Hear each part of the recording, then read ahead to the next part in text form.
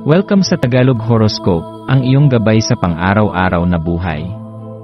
Hatid namin ang pinakadetalyadong horoscope na magsisilbing gabay mo sa pera, trabaho, pag-ibig, kalusugan, at swerte. Naway magtagumpay sa buhay ang lahat ng ating tagapakinig at subscribers sa buong mundo. Maraming salamat sa pag-subscribe at tanggapin ang siksik, liglig, at umaapaw na biyayang hatid ng Tagalog Horoscope. Ito ang iyong pang-araw-araw na horoscope para sa Leo para sa Abril 30, 2025. Habang sumisikat ang araw ngayong ika-30 ng Abril, isang banayad ngunit malalim na paalala ang lumalapit sa iyong isipan. Leo, panahon na upang pag-isipan kung paanong ang takot ay humubog sa iyong landas sa buhay. Sa paglipas ng mga taon, maaaring hindi mo napansin na ang ilan sa mga desisyong ginawa mo ay naimpluwensyahan ng pag-aalinlangan, pangamba, o kawalang katiyakan. Hindi mo kailangang sisihin ang sarili sa mga pagkakataong ito. Sa halip, ngayon ay isang panibagong paanyaya upang yakapin ang sarili mong katapangan at magsimulang maglakad patungo sa mga desisyong tunay na sumasalamin sa iyong puso at hangarin. Ang likas mong lakas ay hindi lamang matatagpuan sa iyong presensya, kundi higit pa sa iyong tinig. Ang iyong boses ay may kapangyarihang magbukas ng damdamin, magbigay liwanag sa mga madidilim na sulok ng isip, at maging daan upang magising ang puso ng ibang tao. Subalit bago mo lubos na magamit ang lakas na ito, kailangan mo munang harapin ang mga bagay na matagal mo nang iniiwasan, mga takot na maaaring nakaugat sa iyong pagkabata, nakaraan, o mga panahong naramdaman mong hindi sapat ang iyong ginagawa. Ngayon, Leo, ay isang pagkakataon upang yakapin ang pagiging bukas sa sarili, tanggapin ang kahinaan bilang bahagi ng pagiging matatag, at hayaang ang bawat emosyon ay dumaloy ng walang paghuhusga. Sa araw na ito, habang lumilipas ang mga oras, matutuklasan mong may mga planong biglaang magbabago. Maaaring ang isang bagay na inaasahan mo ay hindi mangyari gaya ng iyong inaakala, o isang bagong oportunidad ang biglang lilitaw. Sa halip na malito o mabahala, gamitin mo ang sandaling ito upang matutong magtiwala sa daloy ng buhay. Ang kakayahan mong umangkop sa mga pagbabago ay isang mahalagang yaman na maaari mong gamitin hindi lamang ngayon, kundi sa mga darating pang panahon. Ang pagtanggap sa pagbabago bilang bahagi ng paglalakbay ay isang anyo ng kalayaan. Hindi lahat ng inaakala mong siguradong landas ay siyang tamang daan, minsan, sa paglihis sa plano, natatagpuan natin ang mas magagandang biyaya. Pagmasdan ang iyong sarili habang nagsisimula kang bumangon sa hamon ng pagiging bukas sa posibilidad. Kapag pinili mong maging bukas, dumadaloy ang lakas ng buhay sa iyo. Kapag tinanggap mong may mga bagay na hindi mo kontrolado, mas lalo mong naintindihan ang kahulugan ng pagtitiwala, hindi lamang sa mundo kundi higit sa lahat, sa sarili mong kakayahan.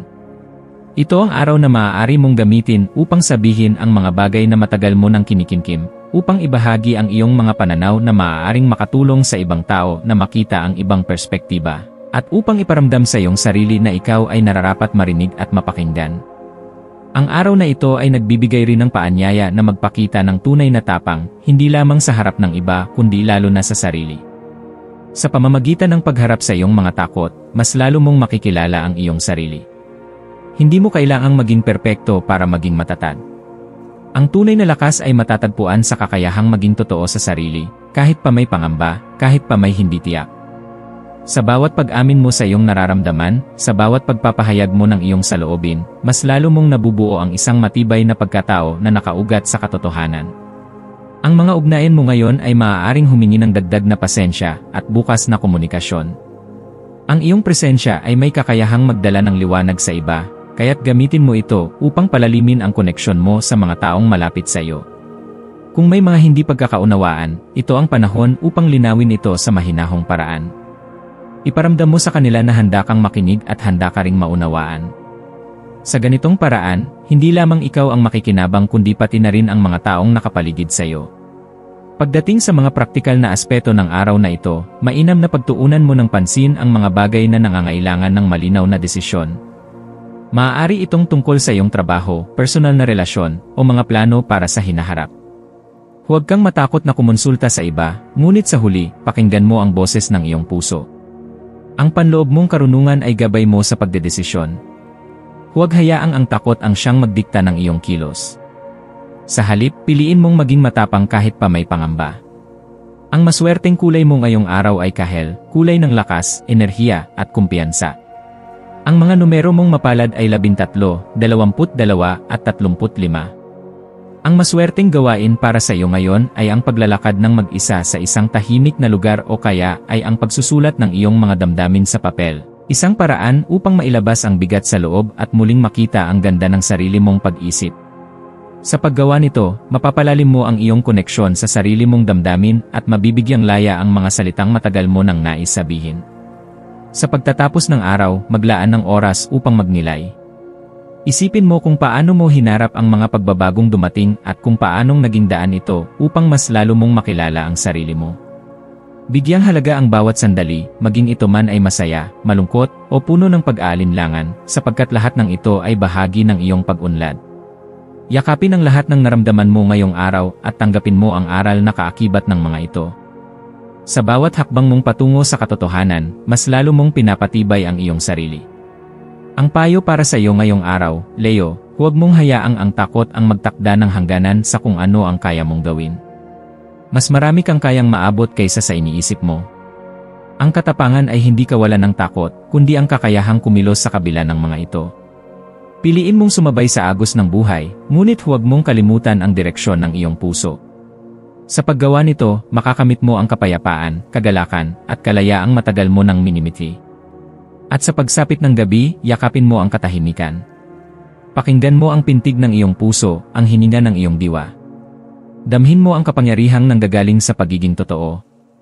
Dahil bukas, isa na namang panibagong araw ang haharapin mo, mas matatag, mas may tiwala sa sarili, at mas handang yakapin ang mundo.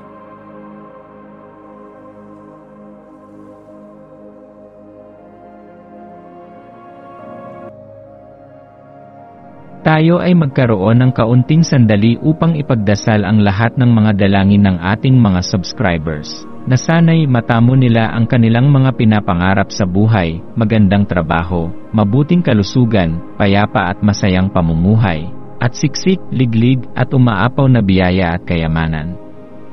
Ipinagdarasal namin ng mataimtim ang lahat ng mga komento sa nakaraang video, at hinihiling namin, Panginoon, na pagpalain mo ang ating mga subscribers ng masayang buhay sa mundong ibabaw. Maraming salamat po. Maaari kayong mag-subscribe sa aming channel na Daily Prayer, kung saan nag-a-upload kami ng pang-araw-araw na Catholic Gospel Readings, Reflections, at Daily Rosary Reading para sa lahat ng misteryo ng araw. Tulungan ninyo kaming buuin ang community na ito at mag-subscribe na. Ang link ay nasa description box. Maraming salamat sa panonood ng iyong horoscope ngayon araw. Naway gabayan ka ng mga bituin sa iyong landas. Huwag kalimutang mag-like, share, at subscribe para sa iba pang cosmic na kaalaman. Hanggang sa muli, manatiling konektado sa universo